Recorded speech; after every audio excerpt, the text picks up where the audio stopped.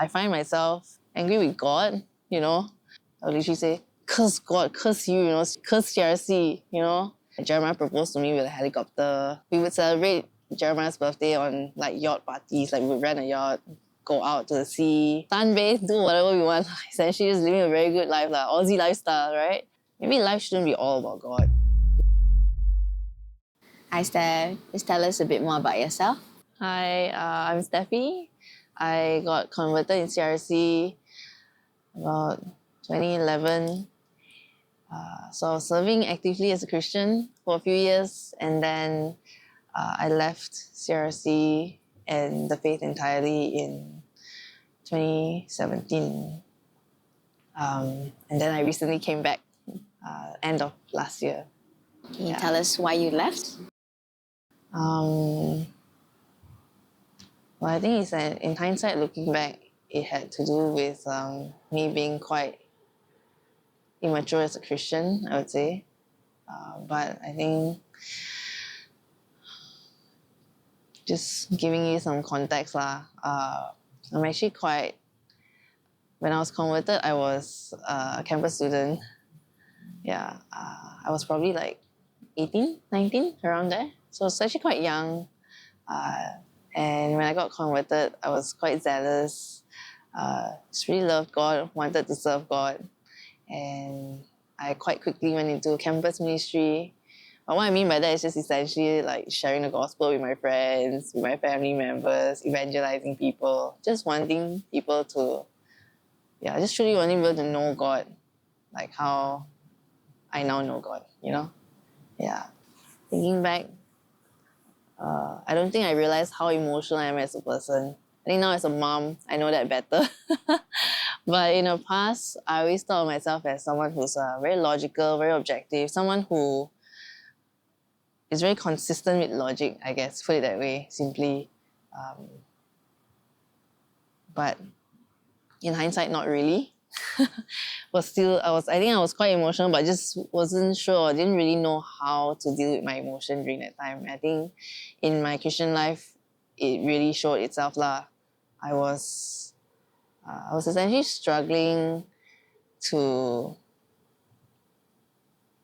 how would I put it? Struggling to love God and His people. That was further escalated, I think, when I started work. At the same time, what was happening then was that I was working in a market research firm, right? So if you know the culture in market research, like they have a very big drinking, smoking, partying culture. And I was involved in it lah. I started attending more and more of those things, and I started enjoying it a lot more. And in doing all of that, I think I started questioning my own Christian life a bit more. I started feeling like, maybe life shouldn't be all about God, you know, a bit like that. And what I think there was also my own personal sin that I was struggling with for years, and that involved my boyfriend at that time, and I didn't talk about it to anyone. I didn't want anyone to keep me accountable for it, I guess. Like, I just felt like, I was ashamed, but at the same time, I didn't want to give it up, you know. So, with all of that and the whole partying, I think I reached a point where after a few years of working, I just wanted to live my own life. I just felt like surely, I don't know, like my mind, like I'm thinking back now, right? Honestly, when I first converted, at that first few years, how zealous I was for God.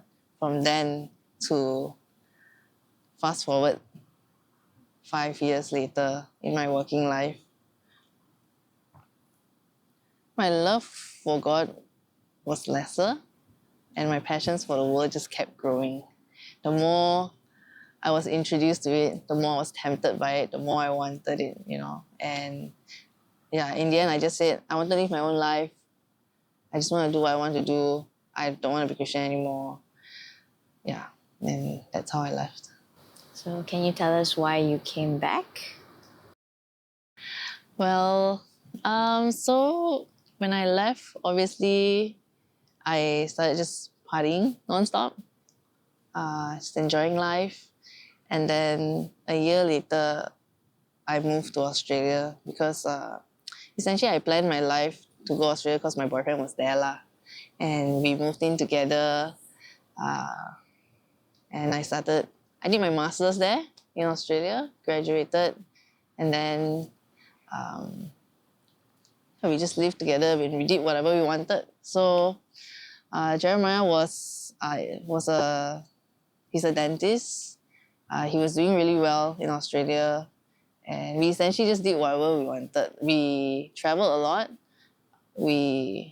By travel I mean, as and when we feel like traveling, we would just book a ticket and just go.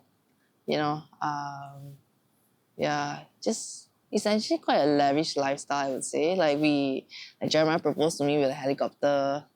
You know, we would celebrate Jeremiah's birthday on like yacht parties. Like we would rent a yacht, go out to the sea, yeah, sunbathe, do whatever we want. Essentially, just living a very good life, like Aussie lifestyle, right? But I think in doing all of that, in that few years, our conscience were not very clear. I think I constantly felt like I was chasing the next little tiny joy or the next high. And it felt really futile. Don't get me wrong though, like life was good. Like, as you can tell, life in Australia was really good. But at the same time, we really felt like it was quite meaningless. It wasn't going anywhere. So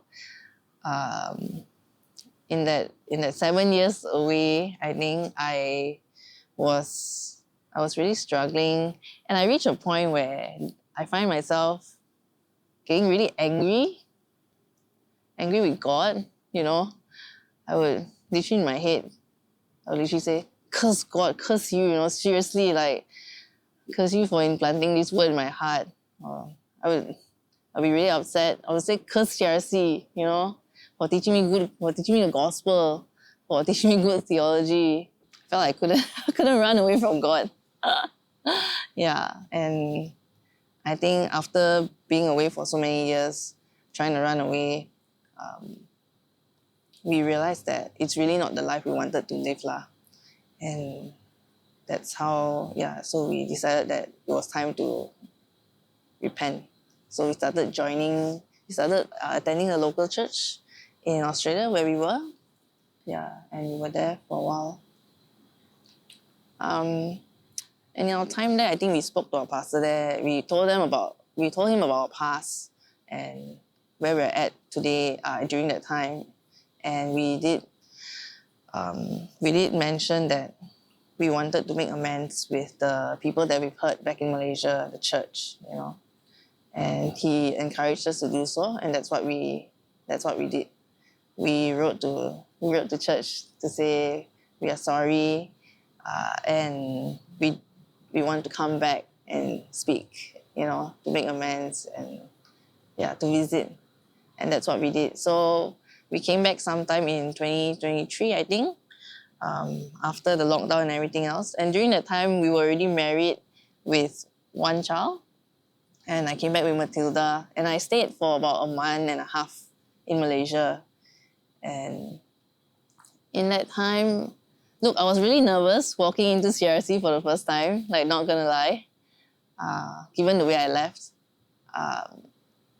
But I was really grateful. CRC was very welcoming.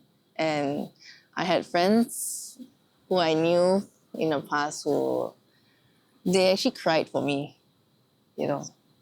Yeah. And we hugged, we cried, we got emotional.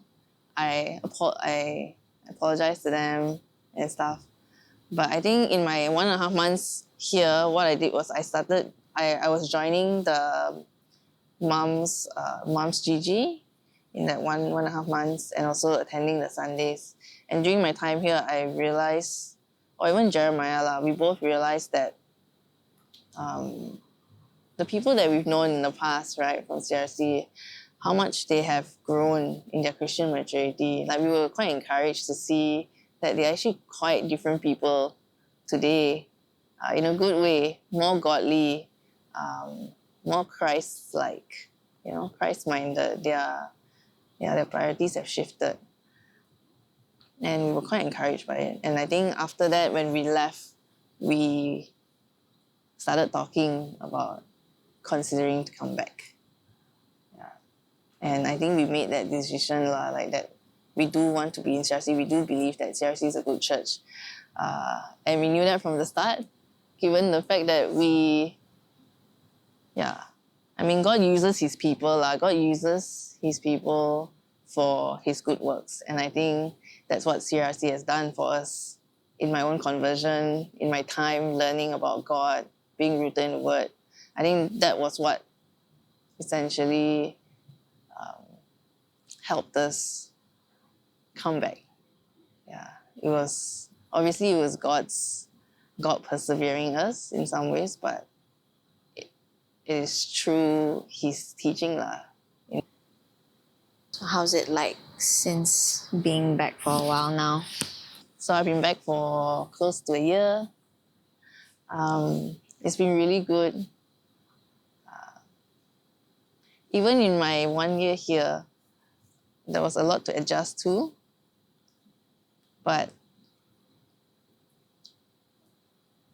And what I mean by a lot to adjust to, I'm talking about like literally we migrated back. Now we have 2 kids. And just kind of not, like there was a lot of things to adjust to, but I think we are actually really grateful that CRC is still very much rooted in the Word. And I've learned so much, honestly, in the last not even 1 year, less than a year, but I feel like I've grown a lot in my own spiritual maturity. I think my priorities have shifted as well. What would you say to people who are like Steffi back then? Well, the practical advice is don't hide your sin, right? But I think essentially what I would say is that don't give up on God just because you're struggling, because at the end of the day, God is the one who perseveres you. Don't forget that